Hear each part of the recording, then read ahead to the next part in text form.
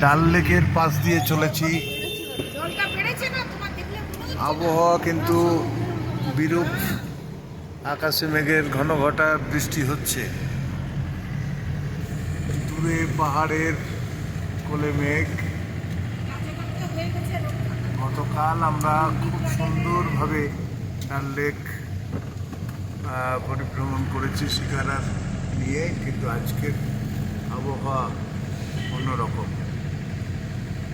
শ্রীনগরের weather report বলছে আগামী আরও 2 দিন এরকমই থাকবে, তাই ঝুঁকি না নিয়ে আমরা এখন আপাতত যাচ্ছি টিউলিপ গার্ডেনে।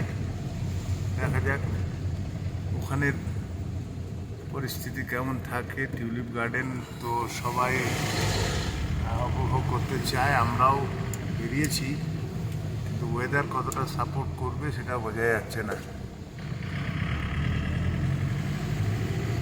ডাল লেক গতকাল সুন্দরভাবে আমরা দেখেছি।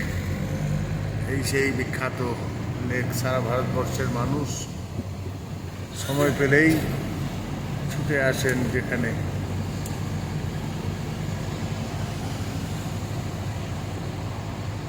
সেই ডাল লেকের পাশ দিয়ে আমরা এগিয়ে চলেছি টিউলিপ গার্ডেনের দিকে।